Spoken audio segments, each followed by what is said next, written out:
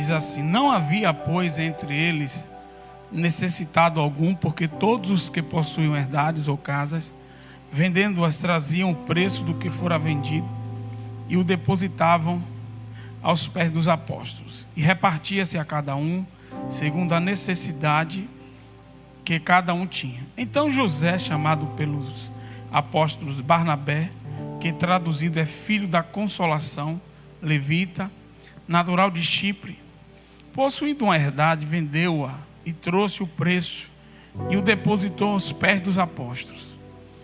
Mas um certo homem chamado Ananias, com Safira, sua mulher, vendeu uma propriedade e reteve parte do preço, sabendo também sua mulher. E levando uma parte, a depositou aos pés dos apóstolos. Disse então Pedro: Ananias, por que encheu Satanás o teu coração, para que mentisses ao Espírito Santo e retivesses parte do preço da herdade? Guardando-a não ficava para ti, e vendida não estava em teu poder? Por que formaste este desígnio em teu coração? Não mentistes aos homens, mas a Deus. E Ananias, ouvindo essas palavras, caiu e expirou.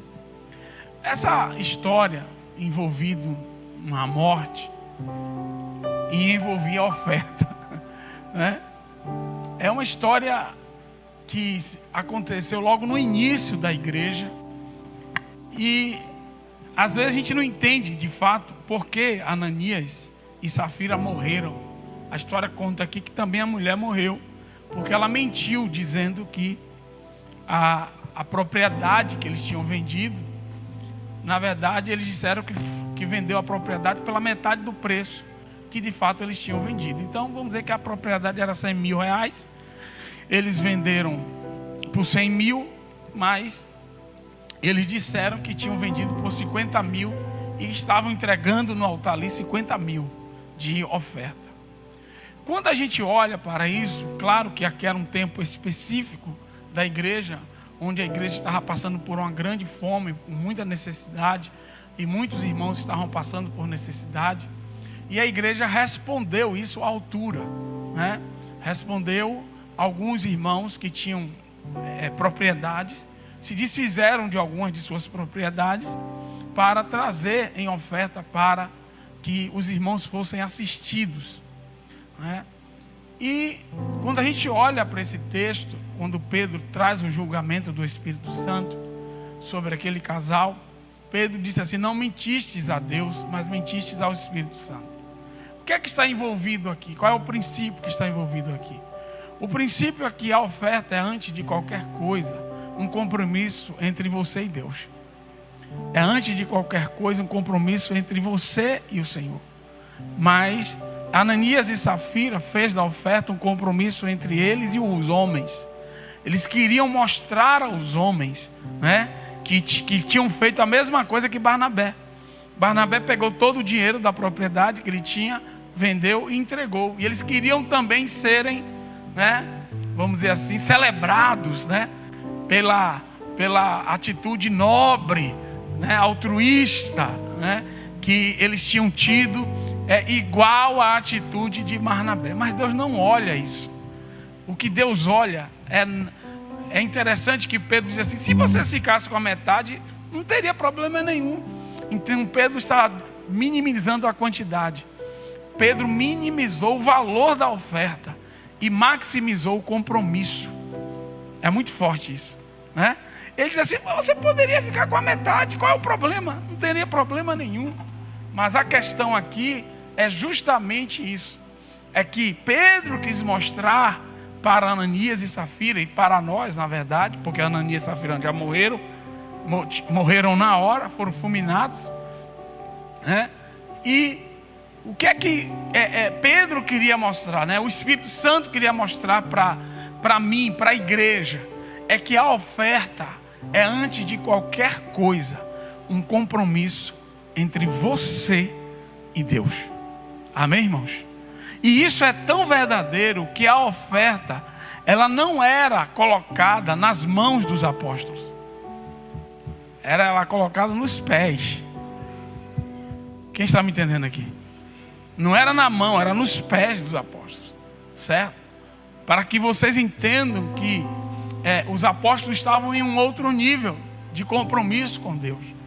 Era um nível de princípio com Deus. Então nós precisamos tomar muito cuidado, né, com isso. Por isso que eu creio muito, e Deus sempre fala. Eu já tive algumas experiências com Deus, quando o Espírito Santo nos fala sobre oferta. Se você já teve essa oportunidade, isso é muito tremendo, irmão. Quando Deus chega para você e te fala sobre oferta, olha, eu quero que você leve tal, eu quero que você faça isso, meu filho. Aí, irmãos, isso aí você está sendo privilegiado. Porque as janelas do céu serão abertas sobre a sua vida. Deus vai fazer coisas grandes. Foi o que aconteceu comigo, né? Todas as vezes que Deus falou isso comigo. Então eu quero que você entenda sobre princípio de oferta. É antes de qualquer coisa. Não é uma coisa entre você e o pastor da igreja, entre você e a dominação que você faz parte. Não é uma coisa para se mostrar, né? Para que você seja celebrado no meio de um corpo, de uma igreja. Não. Oferta é algo que fala intimamente. É uma intimidade entre você e Deus. Amém? Então que você possa sempre ter esse princípio em seu coração, sempre estar sensível à voz do Espírito Santo, e não dar por imposição de ninguém, e não dar. A gente está com esse carnê aqui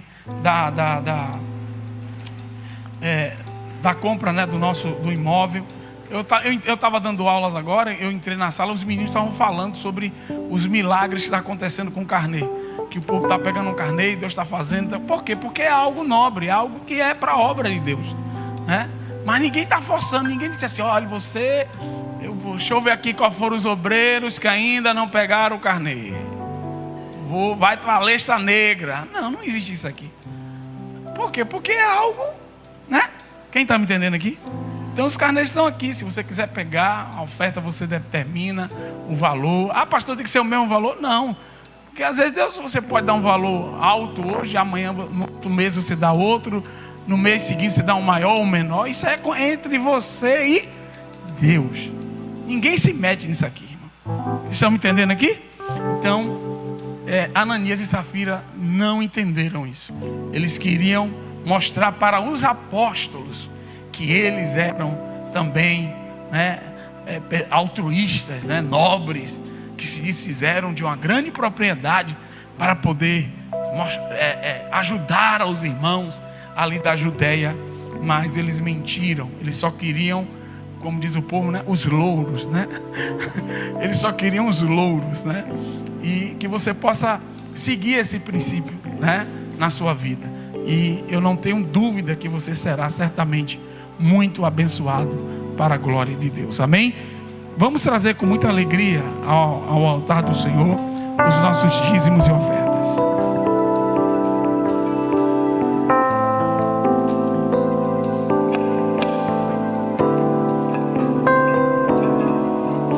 Senhor, eu nasci para te chamar de Deus, eu nasci para te chamar de Pai e andar do teu lado.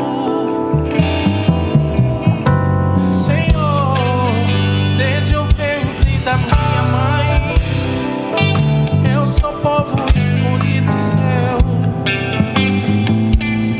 eu sou abençoado se eu vivo obediente. Mas todo dia o pecado vem e me chama, todo dia as propostas vêm.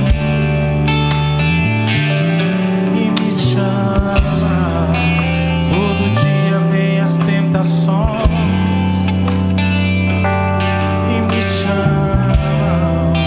Todo dia o pecado vem, mas eu escolho Deus. Eu escolho ser amigo de Deus. Eu escolho Cristo todo dia. Já morri pra minha vida, agora eu vivo a vida de Deus. Mas eu escolho Deus, eu escolho ser amigo de Deus. Eu escolho Cristo todo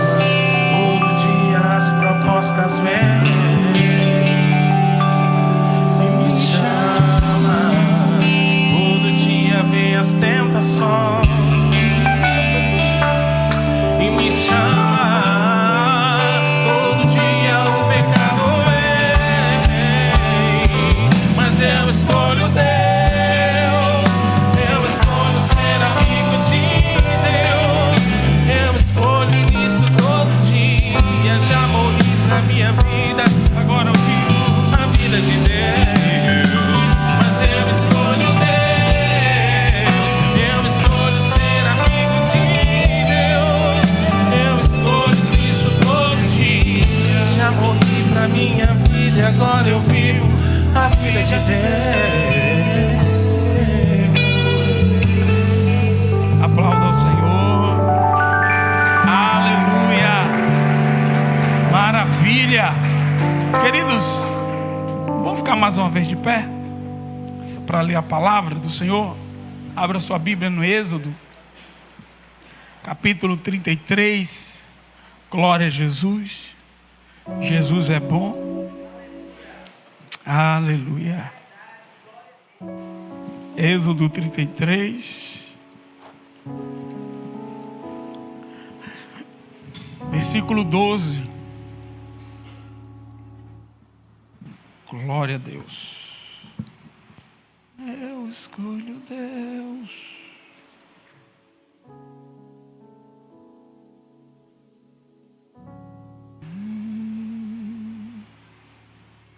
Êxodo 33, 12. Glória a Jesus.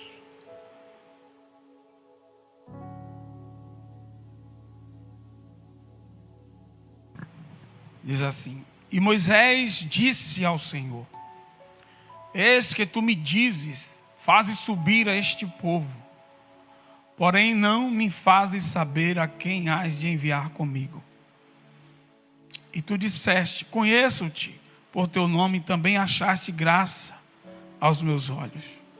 Agora, pois, se tenho achado graça aos teus olhos, rogo-te que me faças saber o teu caminho, e conhecer-te-ei para que ache graça aos teus olhos. E considera que esta nação é o teu povo. Disse, pois, irá a minha presença contigo para te fazer descansar. Então lhe disse: se tua presença não fores conosco, não nos faça subir daqui. Até aí. Toma assento. Glória a Jesus.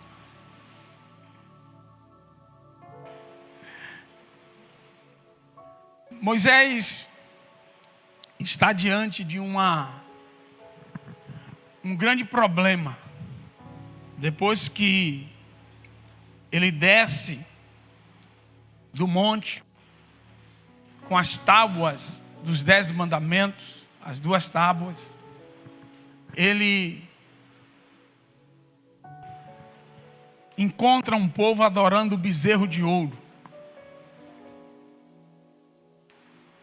feito por Arão, pressionados pelo povo. E a Bíblia vai dizer que Moisés se ira e quebra as tábuas da lei, quebra as tábuas dos 10 mandamentos. E ali Deus faz separação entre aqueles fiéis e os infiéis. Moisés manda matar todos os idólatras, aqueles que, mesmo depois da repreensão, permaneceram na idolatria, virando as costas para Deus. E a Bíblia diz que se destaca ali a tribo de Levi, para que eles se tornassem de fato sacerdotes diante do Senhor. Mas no dia seguinte, a Bíblia diz que Moisés exorta o povo, repreende e intercede pelo povo. Ele vai até Deus e pede para que Deus perdoasse o povo. E ele é ousado na intercessão dele. Ele diz que se Deus não perdoasse, que ele riscasse o livro, riscasse o nome dele do livro que tens. Certamente o livro da vida. E aí Deus vai dizer assim: olha aí, Moisés, é o seguinte: aquele que pecar contra mim, a este riscarei do meu livro. O que pecar contra mim. E ele diz assim: vai, conduz o povo para onde tenho dito, a terra prometida. Eis que o meu anjo irá diante de ti, porém, no dia da minha visitação, visitarei neles o seu pecado. O que foi que aconteceu aqui, irmãos? Deus disse assim: esse povo é um povo de dura serviço, povo problemático, povo teimoso, povo rebelde. E eu não vou mais no meio desse povo. Eu vou enviar um anjo. Enviarei um anjo e vou dar a eles tudo aquilo que eu prometi. Vou dar a eles a promessa, vou fazê-los adentrar na terra prometida, na terra que emana leite e mel. Cumprirei todas as minhas promessas que eu fiz para eles, mas eu não estarei mais no meio deles. Irmãos, por incrível que pareça, se Deus fizesse essa promessa, esse acerto hoje com algumas pessoas, muitos até aceitariam. Porque para muitos o que importa é a promessa, é a vitória. Mas a pergunta que não se quer calar: vitória sem Deus é vitória? Conquista sem Deus ainda pode ser chamado de conquistas? Então, Moisés se destaca aqui como um grande pastor, ao interceder pelo povo, a ponto de colocar a vida dele em jogo. Deus, neste grande desastre espiritual no meio do povo de Israel, Moisés, ele mostra que Deus escolheu a pessoa certa. Ao se colocar entre Deus e o povo, a interceder entre Deus e a interceder a Deus pelo povo, ele se coloca como sacerdote, intercedendo ali pelo povo. E por quê? Porque Moisés quer nos passar uma mensagem que jamais podemos esquecer, uma verdade que precisa ser indelével dentro de nós, não pode ser apagada. E que verdade é essa, pastor? É que de nada vale a bênção sem o abençoador.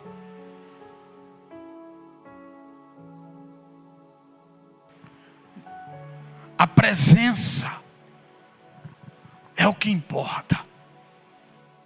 Por que Moisés está falando isso? Porque Moisés é alguém que está olhando o futuro. Diga comigo: Moisés é alguém que ele está olhando o futuro.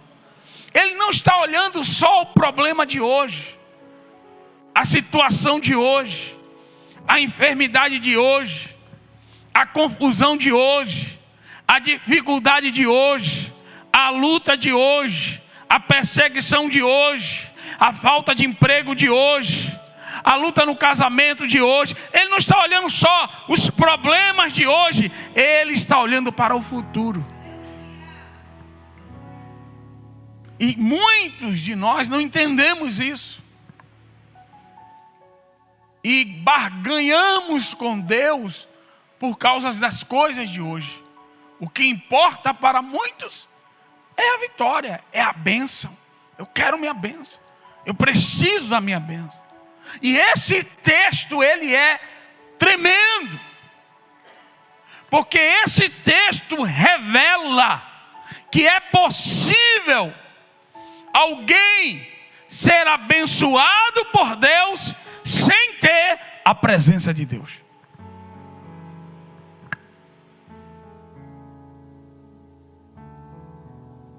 E isso acontece na igreja. Por exemplo, a fé é o grande condutor. É a fé o que nos aproxima de Deus. Sim ou não, irmãos? Quando o povo estava seguindo a Jesus no deserto, Jesus disse: esse povo está com fome. Jesus aí vai e faz a primeira multiplicação dos pães e peixes. Todos comeram ali. Já sabe o que aconteceu? O povo disse assim: rapaz, vou colar em Jesus. Segura aqui, ó. Vou ficar de boa. Surgiu fome, comida, eu estou aqui e tal. Ele vai resolver o problema. Aí Jesus vai, faz a segunda multiplicação. Aí Jesus olha, a igreja cheia, lotada, culto cheio, estourado. Aí Jesus traz a palavra de João 6. Doutrina, alinhamento, santificação. O povo começou a murmurar.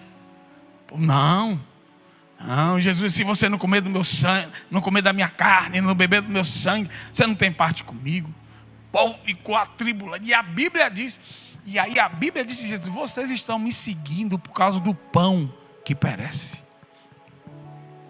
Então as pessoas estavam sendo abençoadas, mas elas não tinham a presença dentro delas. Então uma pessoa pode vir à igreja aqui, crer e ser curada. Quantas pessoas não crentes são curadas por Deus? Nos hospitais. Então não confunda as coisas. Não confunda.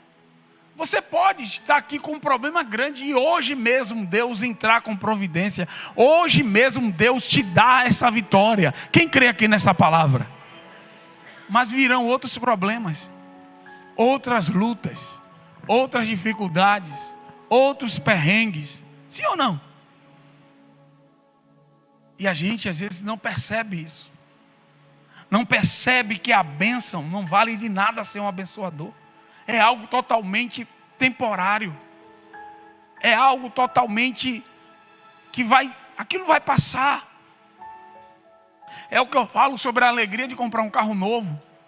É aquela alegria. O carro chega na concessionária com aquele lacinho, aquela coisa toda, tira foto. Depois de 2 anos, aquilo passa, aquela sensação. E os problemas são outros. Os perrengues são outros.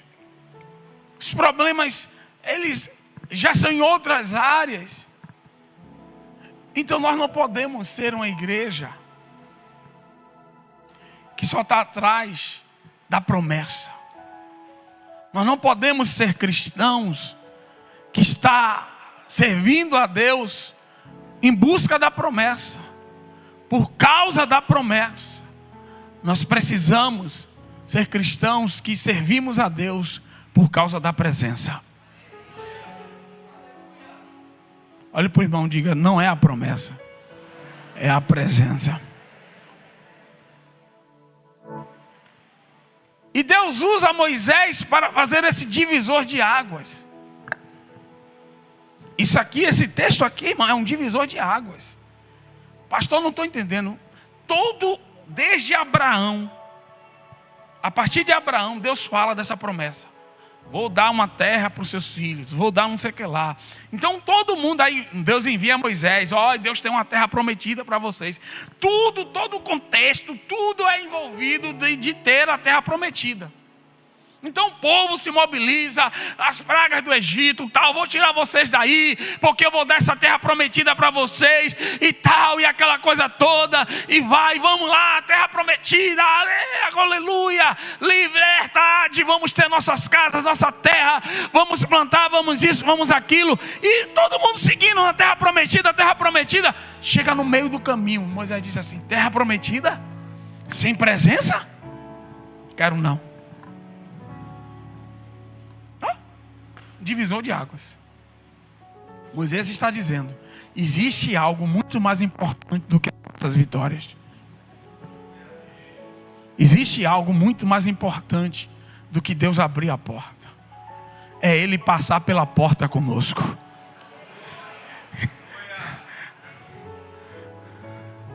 Não queira passar pela porta que Deus abriu sozinho.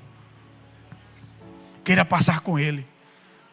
Diga: Deus, o Senhor vai comigo? O Senhor abriu essa porta grande aí, mas o Senhor vai comigo? Quem está me entendendo aqui? Aí Deus disse assim: eu não vou não. Vou mandar um anjo. Estou fora. Não quero comunhão com esse povo não. Esse povo é problemático. Não, estou fora. E aí entra Moisés, intercedendo, desesperado pela presença. Desesperado pela presença. Ele surtou. Ele jamais tinha imaginado que Deus fosse capaz de fazer isso. Como é que é, Deus? O Senhor não vai conosco? O Senhor vai mandar um anjo? Mas e a alegria no nosso coração? E a paz que o Senhor nos dá? Quem está me entendendo aqui? Porque a presença, ela nos mantém em pé. É uma esperança contínua, em meio às lutas, em meio às provas, de que no final tudo vai dar certo. No final tudo vai dar certo. Por quê? Porque você acorda e você sabe que Ele está ali com você. Então nós precisamos ter cuidado, meu irmão. Tenha cuidado para você não perder a presença. A Bíblia diz que Davi peca, adultera com Batseba, manda matar o marido de Batseba. Deus fica na toca, na encolha, como diz os cariocas, né? Na encolha, na toca, só esperando ver a reação dele. Deus disse assim: tá aí fingindo, né, que tá tudo bem. Mandou o profeta e expôs o pecado dele. Só que a Bíblia vai revelar, ele mesmo vai revelar no Salmo 51, que ele já estava doente. Ele disse que quando ele calou e não confessou, os ossos dele envelheceram. Davi tinha dores no corpo constantes. E quando ele foi confrontado, você sabe qual era a maior preocupação de Davi? Não foi perder a coroa, não foi perder o reinado, não foi perder o exército. Ele disse assim: não retires de mim o teu espírito. Eu vou morrer se o Senhor tirar. Eu não posso conviver sem a tua presença. E me devolve a alegria da tua salvação. Com Deus a gente enfrenta qualquer parada, meu irmão. Com Deus não tem doença, não tem problema. A gente encara qualquer coisa. Mas a presença tem um preço. Diga comigo: a presença tem um preço. E qual é o preço? Porque Deus disse que não queria ir mais. Porque o povo trocou Ele por ouro. O povo queria voltar para onde Deus tinha tirado eles. Eu falei até ontem, eu estava pregando na igreja do pastor Nilbert. Eu falando sobre perdão, e depois Deus abriu um parêntese na ministração para falar sobre isso. Porque às vezes Deus nos tira de lugares e a gente fica e nos leva para outros lugares e a gente fica com saudade do lugar onde Deus nos tirou. Às vezes um ciclo se fecha na nossa vida para que um novo ciclo se inicie. E a gente fica com saudade do ciclo que se fechou. Quem fechou o ciclo? Deus. Quem abriu um novo ciclo? Deus. Então abrace o que Deus está colocando diante de você. Porque se você não abraçar esse novo tempo, esse novo ciclo, você está dizendo que Deus não é poderoso para fazer na tua vida algo muito maior do que Ele fez no ciclo anterior. Você está dizendo que Deus, Ele não é o Todo-Poderoso. Você está indo de encontro a um dos atributos pessoais de Deus, o da onipotência. Então nós precisamos entender isso. Desse ciclo, dessa presença. O povo estava querendo voltar para o Egito. As cebolas do Egito, os alhos do Egito, o tomate do Egito. Meu Deus, a gente está aqui comendo só com água e sal. Não tem alho, não tem cebola, não tem tempero. Vamos voltar para o Egito. E Deus está dizendo: vai chegar uma terra que mana leite e mel.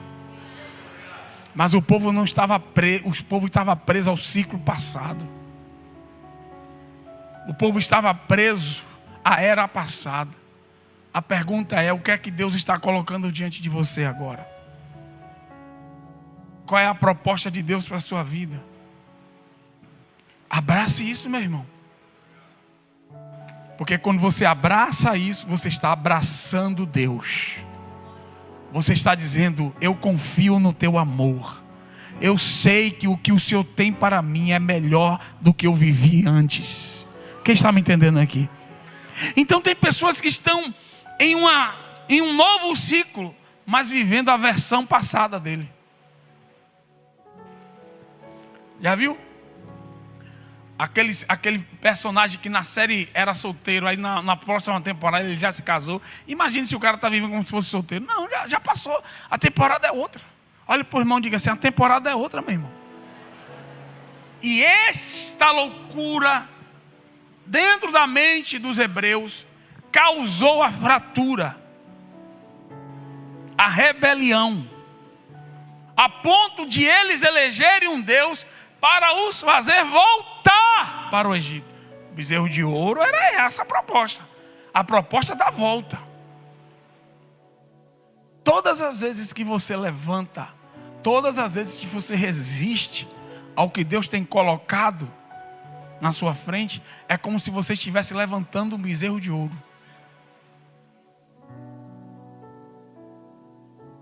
Elegendo um Deus, dizendo assim: vamos voltar. Isso aqui é loucura. Que proposta é essa? Você está levantando o bezerro. Você está fazendo a mesma coisa que os hebreus fizeram. Eles levantaram Deus para nos fazer voltar. Não foi para ir para a terra prometida, foi para voltar. Eu quero voltar a viver isso. Eu quero voltar. Pessoas presas no passado, presas em experiências do passado. Você acha que Deus não é capaz de te dar algo muito mais? Você acha que aquilo que você viveu é o ápice? Não, você não conhece o ápice. Aquilo que o olho não viu, aquilo que o ouvido não ouviu, aquilo que nem chegou no coração, é o que Deus tem preparado para aqueles que o amam. Para aqueles que são chamados pelo seu decreto, para o seu propósito. Então nós precisamos nos desconectar. Qual foi o entrave? Foi que o povo hebreu, os israelitas, eles estavam presos ao Egito. E eles levantam o bezerro. E quando eles levantam o bezerro, Deus estava prestes a fazer uma aliança com eles, com as tábuas. E a aliança foi o quê? Partida, foi quebrada. E é isso que acontece. Quando a aliança é partida, Deus disse: sem aliança eu não caminho. Diga comigo: sem aliança, sem presença. Você vai ter a bênção. Você vai vir aqui na igreja, vai orar, vai buscar. Deus dá vitória. Deus abre uma porta de emprego. Deus restaura casamento. Isso aí Deus faz, irmão. Mas não conte com a presença. Porque sem aliança, sem presença. Você imaginou um céu sem Deus? Ele disse: não, eu vou salvar vocês, vou levar vocês para o céu, mas não vou estar lá não.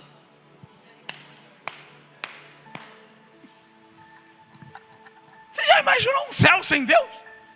Então qual é a maior vitória? Qual é a maior bênção de todas? É a presença. Qual é a grande diferença da morte eterna para a vida eterna? Você consegue entender isso quando você sabe o que significa a palavra morte. Cientificamente, a palavra morte significa ausência de comunicação. Então, quando o médico olha e diz assim, morte cerebral, significa que o corpo não emite mais estímulos externos, né? Ele não responde mais aos estímulos externos. Ele não se comunica mais com o mundo externo. Então, o que é a morte eterna? É a pessoa estar separada, sem comunicação, eternamente com Deus. Você não tem comunicação com Deus. E o que é a vida eterna? É você estar continuamente, eternamente, em comunicação com Deus. É a presença contínua. Então qual é a maior bênção? É a salvação? Não. É a presença. Porque Deus poderia te salvar, te deixar numa ilha, disse assim, ó, te salvei, vai viver sua vida aí. Está zerada a conta, viu? Agora é por você, sua conta e risco. Você não me deve nada, está tudo zerado, agora trace aí sua vida. Mas Deus não fez isso. Ele te salvou. Ele disse assim, eis que estarei convosco todos os dias, até a consumação dos séculos. Por quê? Porque há uma aliança agora. Então a diferença entre crer e seguir é essa. O discípulo agora, ele ama ao mestre. Ele segue ao mestre, ele tem uma aliança. E como essa aliança ela é materializada? Quando as palavras do mestre, elas estão dentro de você. Quem me entende aqui? Então olha para o texto agora. Olha o que Moisés vai falar no texto. No versículo 13 e 14. Não, 14. Disse, pois, irá a minha presença contigo para te fazer descansar. Isso aqui foi a promessa de Deus antes do problema. Moisés está dizendo assim, o Senhor prometeu lá que a tua presença é conosco. É como se ele estivesse dizendo assim, eu aceitei esse negócio aqui, esse empreendimento, porque o Senhor disse que iria conosco. Agora eu não vou entrar nessa barca furada não. Esse negócio de anjo. Por quê, irmão? Porque o anjo ele não entra em você. O anjo ele não te dá paz. O anjo ele não te dá alegria. O anjo ele vai te proteger. Não vai acontecer nada com você, mas você está em depressão. Mas está tranquilo, ninguém vai te matar, ninguém vai te... Mas você não tem mais alegria. Então, observe bem o que é a presença. Na terra prometida e sem Deus. Mesa farta, mas com coração triste. Água à vontade, mas sem esperança, sem alegria. É isso que você quer para a sua vida? Porque isso aí tem muita gente lá fora que tem. Só andam cheios de segurança. Tem. Mesa farta, mas são pessoas depressivas, tristes, sem esperança. Então, por favor, não perca de vista o que está em jogo realmente. Não é a porta que tem que se abrir. Isso, o que está em jogo e o que sempre esteve em jogo, a verdadeira luta, aquilo que realmente o inimigo quer arrancar de você, não é o carro, não é a casa nova, não é o casamento, porque tem muita gente aí com um casamento sólido, mas não tem a graça de Deus. É a presença. Este é o verdadeiro jogo. Essa é a verdadeira luta. Ele quer arrancar de você a presença. E por ele saber que essas coisas externas mexem com você, ele vai nessas coisas. Ele mexe aqui. Aí a coisa era para ser 10, aí é 7. Aí você fica, meu Deus, eu queria 10 e tal. Aí o inimigo está vendo? Aí não te deu 10, deu 7. E aí vem murmuração. Aí vem situações. Porque o inimigo quer que você foque as coisas, as bênçãos, a terra prometida, a bênção, a vida plena. Não, eu tenho de tudo. Não, alma, come, bebe. Quem se lembra, né? Da parábola de Jesus. Folga, louco. Hoje mesmo pedirão a tua alma. E o que você tem preparado para a vida eterna. Então qual é o jogo? Moisés revela o verdadeiro jogo. Moisés revela o que de fato importa na vida de um homem. A presença de Deus. E não existe presença sem aliança. Fale comigo, não existe presença sem aliança. Sem que as palavras de Deus estejam dentro de você. Sem um compromisso de santidade. Sem um compromisso de vida com Deus. De princípios. Porque senão você vai ser esse povo. Você vai ter um anjo aí, você vai vir aqui, você é abençoado, você sai, você vai ver sua vida toda. Por isso que a Bíblia diz, naquele grande dia, muitos dias dirão, Senhor, eu fiz, eu aconteci, eu nunca vos conheci. Você não anda comigo. Você está ali no meio do povo. Você estava no meio daquela multidão, recebendo o pão que eu multipliquei. Mas no pão não significa que eu estou com você. Quem está me entendendo aqui? Significa que você creu que eu sou poderoso para dar o pão. E eu dou. A fé abre portas no céu. Janelas do céu. É um princípio eterno a fé. Tem pessoas que não estão na igreja, não são nem batizados. Eles creem e Deus dá, porque eles creem. E você vai ver diversos testemunhos lá fora. Eu criei, eu pedi a Deus e Deus me deu. E foi realmente, Deus deu a ele, não foi o diabo. Foi Deus que deu, porque a fé é um princípio. Mas não troque as coisas. Não inverta. E Moisés está... Por isso que eu estou dizendo, esse texto é terrível, esse texto. Moisés está revelando, ele está revelando onde está o verdadeiro jogo. O que de fato importa na verdade. Irmãos, eu estou falando de terra que mana leite. Até hoje o povo briga por essa terra. Está aí uma briga terrível aí por essa terra aqui. Até hoje. O Oriente Médio. Está aí. E Moisés disse assim, não vou. Não. Se o Senhor não for, eu não vou. Não nos faça sair deste lugar. Eu prefiro estar num deserto contigo do que numa terra prometida sem a tua presença.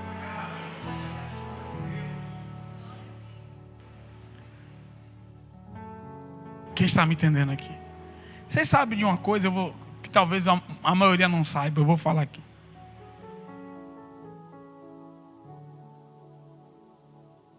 Quando... Presta atenção.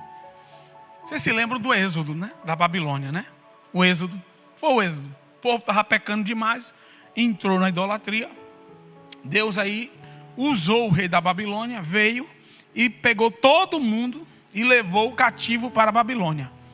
Para quê? Para curar o povo da idolatria. O motivo do êxodo babilônico foi curar o povo da idolatria. E curou, viu? Porque hoje você não vai ver judeu idólatra. Vamos ver. Judeu, ou ele é um judeu secular, mas o Deus dele sempre é o Deus de Israel. Curou. Mas nesse processo, aconteceu algo interessante. E se prepare, porque isso vai impactar você. Todas as pessoas que resistiram ao êxodo, ao cativeiro babilônico, e ficaram na terra, caíram em desgraça, em miséria. A maioria morreu de fome, porque a terra não dava. Eles plantavam e a terra não dava. Aqueles que não ficaram na terra e fugiram para o Egito, morreram de peste, de enfermidade, e serpentes que picaram, ou espada. Está lá escrito isso no livro. Morreram. E aqueles que foram para o cativeiro, obedecendo a Deus, quando eles voltaram às suas famílias, eles voltaram milionários, muito ricos, a ponto de reconstruir os muros, reconstruir a cidade. Eles voltaram muito ricos. Ou seja, quem se submeteu a Deus e foi para o cativeiro, diga comigo, cativeiro, prosperou no cativeiro, porque Deus foi com eles. Você não entendeu, não? Deus foi com eles. E lá, Jeremias 33, acho que é Jeremias 33, lá eles vão prosperar. Jeremias manda uma carta dizendo assim: não, alargue a tenda aí, prosperem, tenham filhos, compre a terra. Deus está dizendo assim: vocês vão prosperar no cativeiro. E quem ficou na terra prometida ficou miserável, pobre de maré de si.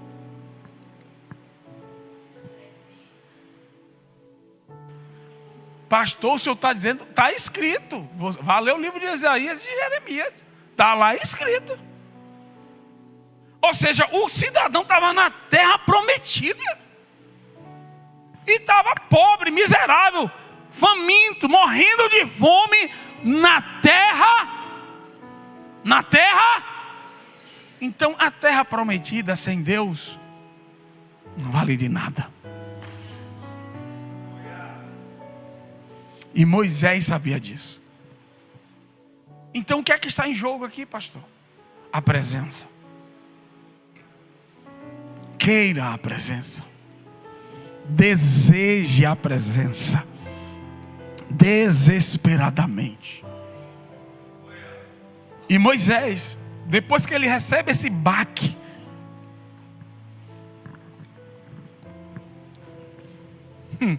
é muito forte isso aqui. Ele recebe o baque.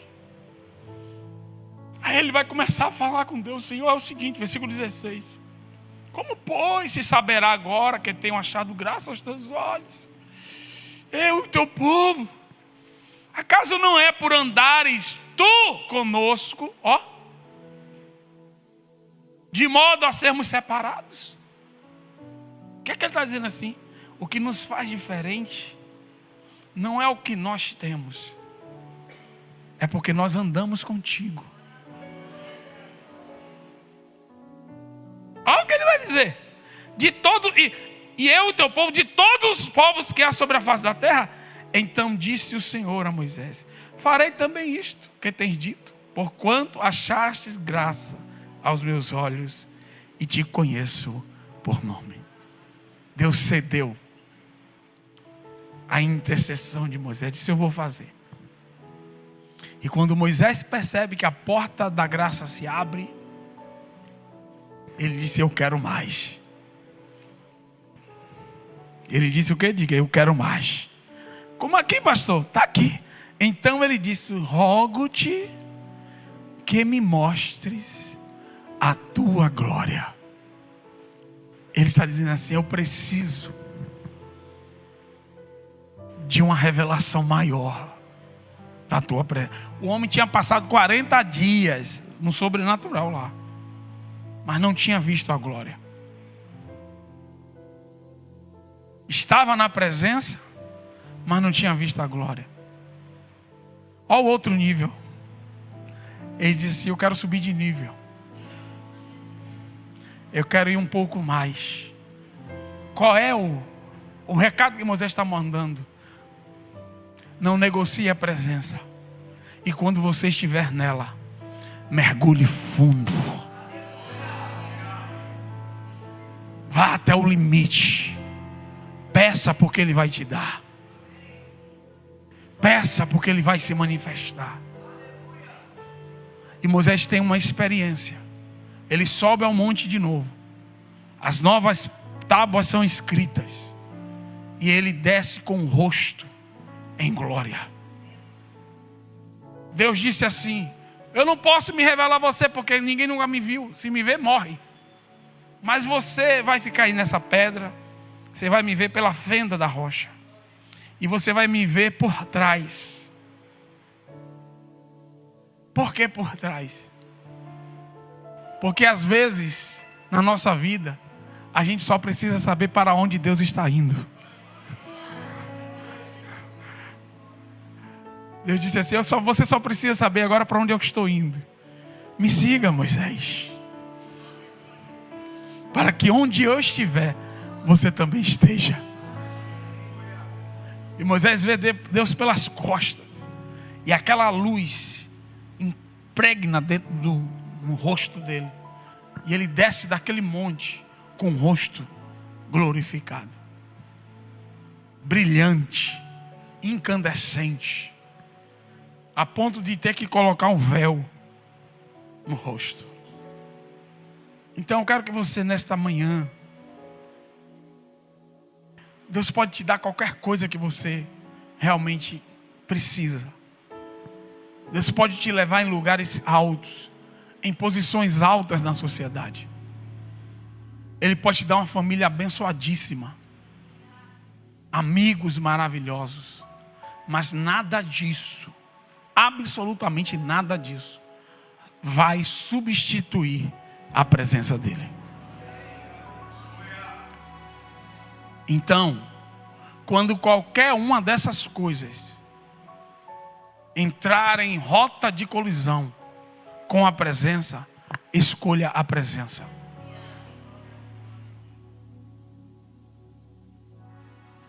Tem pessoas que começam a ser abençoadas, somem da igreja. Diz que não tem mais tempo. É isso que eu estou falando aqui. Você não pode negociar isso. Você precisa estar firme na presença. Você precisa se alimentar. Você precisa dizer para as pessoas o que de fato importa na sua vida. Eu não gosto de contar um testemunho de uma mulher que ela se tornou uma irmã aqui da Bahia, que ela se tornou uma grande empresária. Deus tornou ela rica. Ela se tornou rica. Mas ela na igreja era obreira. E tinha a escala de ficar na porta, de servir água, tinha uma escala. E um dia ela estava em Paris. E se lembrou que ela estava na escala de domingo. Ela pegou o avião. Desembarcou no aeroporto de Salvador. Foi para a igreja. Cumpriu a escala. Pegou o avião de volta e foi para Paris. Sabe por quê? Porque ela sabe muito bem o que é que está em jogo aqui. É a presença, é a aliança. Diga comigo: sem aliança, sem presença, meu. E hoje, às vezes, a gente dá qualquer desculpa, qualquer coisa. Quer dizer que o Deus que te deu tudo isso não pode ser honrado? Ele não é digno de honra? A sua vida é mais importante do que isso? Observe o que está em jogo aqui. Deus estava prestes para dar uma das terras mais deleitosas da terra. E Moisés disse assim: eu não quero, se o Senhor não estiver conosco. Eu prefiro ficar aqui no deserto. É esse aqui o jogo certo. Esse é o verdadeiro jogo. Então nunca se esqueça disso nesta manhã. A partir de hoje, não se esqueça disso. Pode ser dinheiro, pode ser cargo, pode ser influência, pode ser o que for. Não perca a sua aliança com Deus. Não permita que as coisas tirem a palavra de Deus de dentro de você. E que você comece a entrar em uma vida de erro, de pecado, desagradando a Deus, entristecendo o Espírito Santo de Deus. Mas você está bem, a conta está boa, a família está legal. Ó. Cuidado. Cuidado para você não estar levantando um bezerro na sua vida. Dizendo assim, eu quero voltar. Essa proposta de Deus aí não está boa não. Não gostei. Vamos levantar um bezerro para voltar. Cuidado.